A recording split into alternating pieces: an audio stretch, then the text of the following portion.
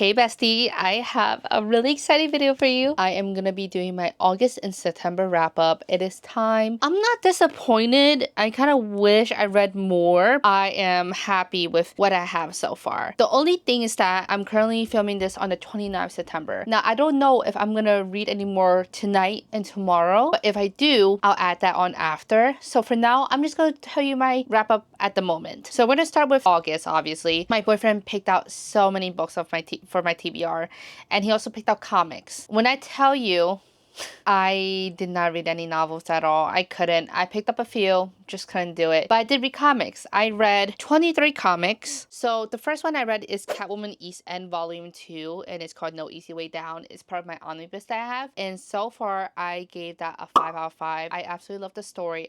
I am her, she is me. I just love her. She is my favorite DC character of all time, and I felt like I can relate to her in so many different ways. Mr. Terrific Year 1. I fell in love with Mr. Terrific after the Superman movie. I'm so happy that they came out with Mr. Terrific, his own like reading arc. I don't know what to call it. Reading run. His run, issue number 1, a 4-star. Next thing I read is actually next 4 that I read is Batgirl 6, 7, 8, and 9. I absolutely love Batgirl. She is like by far right now my number 2 top favorite like female DC characters. Batgirl as in Cassandra Cain, just want to clarify that. She is so badass. Love her character and her story. I rated a 5.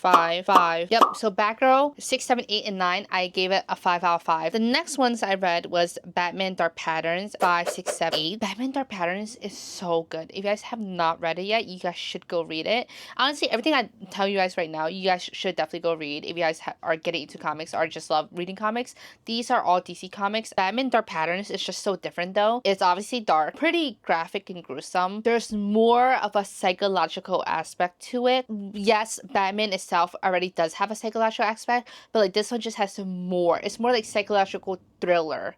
Is that the word? I think that's the word I'm looking for. A psychological thriller. Batman Dark Patterns is like a psychological thriller, which I absolutely love. Batman Dark Patterns number 5, I gave it 4-star. Number 6, I gave a 4-star. 7, I gave 4. 8, I actually gave a 5-star. This is also altogether, there's 6. It's Batman Robin, 18, 19, 20, 21, 22, 23. I absolutely love the Batman and Robin story. I love their dynamic. I love the father and son duo. It's just really good and really well written. I would highly suggest you guys get into Batman and Robin. And also there's Batman Robin Year 1. Also suggest you get into that as well. So for Batman Robin 18 through 23, I rated all a 4-star. And this is one of my favorite series as well. And it's a detective comic. Direct Detective Comics 1095, 1096, the annual, 1097, 1098, 1099, 1100. And the 1100 was the big special, which I absolutely loved the 1100. But first we're going to start with Detective Comics 1095, okay? Detective Comics 1095 all the way through 1099 and also including the annual, I gave it all a 4-star. Now Detective Comics 1100, I gave it a 5-star. I absolutely love that story.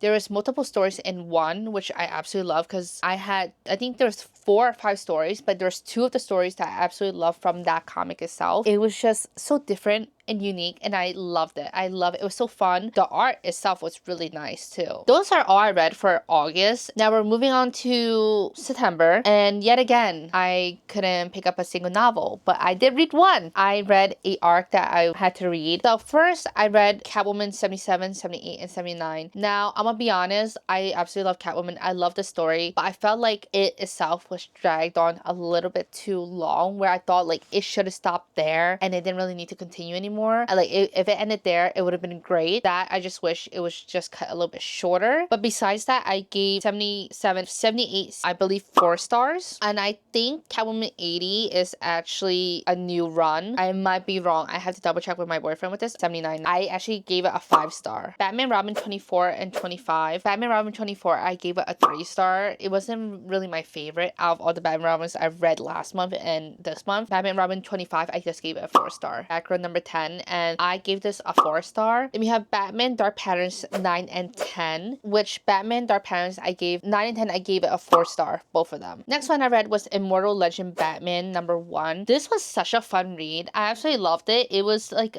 I believe my boyfriend says like a Japanese style, like Batman and all that stuff, 4-star. Deadpool and Batman #1. Loved the crossover. It was really fun to read. I personally enjoyed it a lot. So I gave it a 4-star. Next things I read was Absolute Batman, and Absolute Batman is just fucking crazy. Like everything in that story that's going on is insane. So I read number 9, 10, 11, and 12. For 9, 10, and 11, I gave it a 4-star. But number 12, that went crazy. I gave it a 5-star. I am so looking forward to Absolute Batman number 13 because I know Catwoman's gonna be in it and I'm so ready for it. I bought the whole Absolute Batman number 13 bundle. I have every single cover of the Catwoman covers. Well, not every single one, but whatever's including that. But I'm so excited for it. I need Absolute Batman 13 number...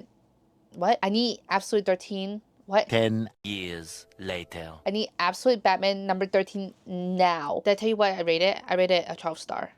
12?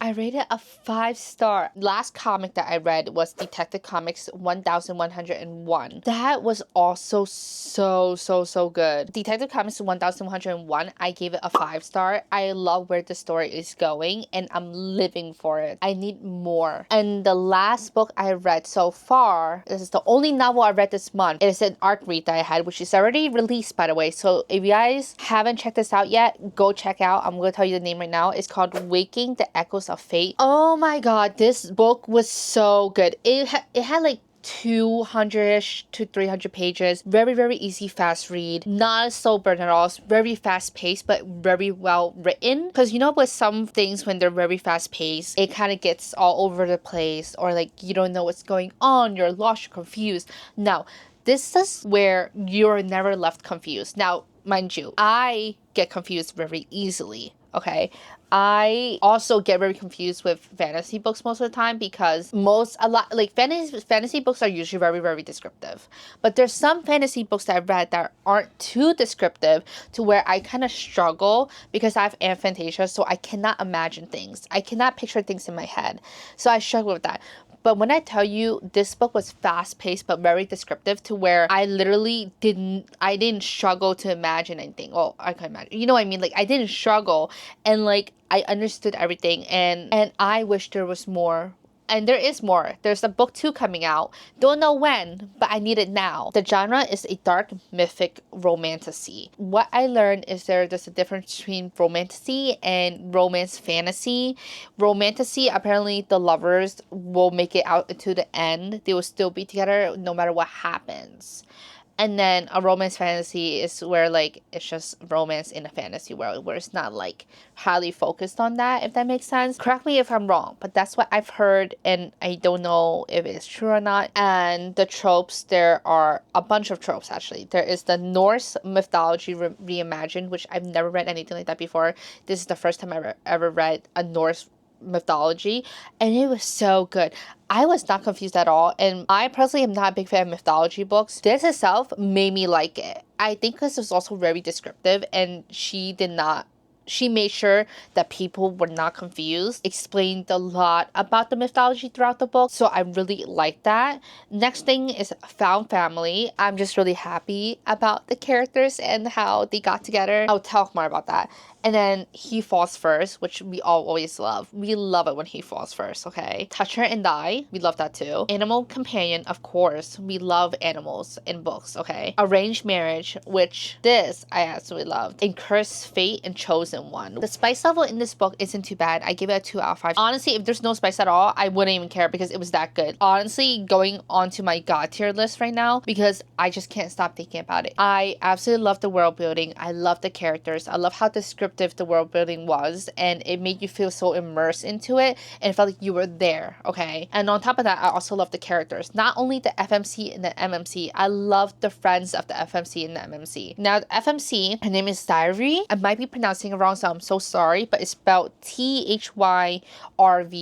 I absolutely love her. She is such a badass and she's so sassy. I love it. And you can literally see her confidence growing as you're reading it. Like her confidence from the beginning to the end is spiked and I absolutely love it when they like become confident. Oh my god, because that's how I'm trying to be. I'm trying to grow my confidence. But remember, always be confident. And then the MMC is Galen. I think that's how you pronounce it, but it's Gaelen. He yearns for her. He loves her. He cares for her. Even though this is an arranged marriage, it is such a good arranged marriage because it doesn't feel forced. It doesn't feel like it's ungenuine. The relationship feels so real. Like, I feel like I am there with them. Okay, just the way he is, oh my god, it needs to be studied. I absolutely love him so much, to the fact that he made it onto my book boyfriend tier list. He made it onto my list, which I'm not gonna tell you what number because I'm gonna be doing a separate video for that. Actually, I love Galen's friends. There's 3 of them, which I am gonna butcher so bad, so I'm not gonna try to pronounce them. All 3 of them, I just love them because they made Diary feel so included and didn't like feel like, you know, she doesn't belong. Like, they made her feel like family, which I love. And then Diary's friend, I just learned how to pronounce this yesterday and I already forgot. In British pronunciation is Saoirse, but in American pronunciation is Saoirse. So do with that information what you will. But her, I absolutely love her. She's such a girl's girl. Basically, the whole time Galen made me giggle and kicking my feet whenever he was with Diary. Ah!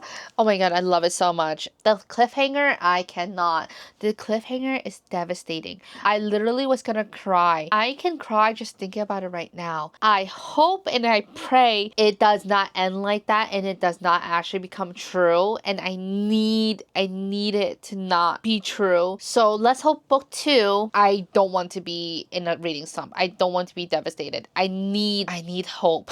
Oh my god, just thinking about it, I can't. Oh, I want to reread it so bad. I need book 2 ASAP. If you guys can't tell how passionate I am about this book, then I don't know, because this book got me worked up. I'm not gonna lie. But with that being said, I feel like you guys should go read this book. You guys won't be disappointed, honestly. I'm gonna read you guys a quote. This is from Galen. He said this: "She's the most beautiful woman I've ever seen, standing there like a goddess and staring daggers into my soul. I know the rest of my life will be spent in worship of her."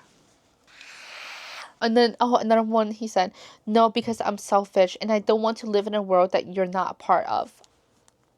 But Waking the Echo of Fate, it is on Amazon. I'm not sure if it's on Barnes & Nobles or not, but I will link them down below if they are. I just know they're on Amazon because I got them on Kindle Unlimited, which is on Kindle Unlimited, by the way. I absolutely just love the main characters and the side characters because the side characters are so known and they're still in the story. Like, you don't even feel like they're side characters. They're just part of the story in their world. It's just so good. Oh my god, I can't. Sorry. Okay. That is all I read for the month of August and September. I can't believe I've only read 1 novel within 2 months. It got me out of my reading slump and I'm happy and I can't wait to read more novels and I'm really, really excited. Let me know what you read in the month of August and September. I'm curious. Did you have a 5-star read in one of those 2 months? If so, what was it? I will see you tomorrow. Bye.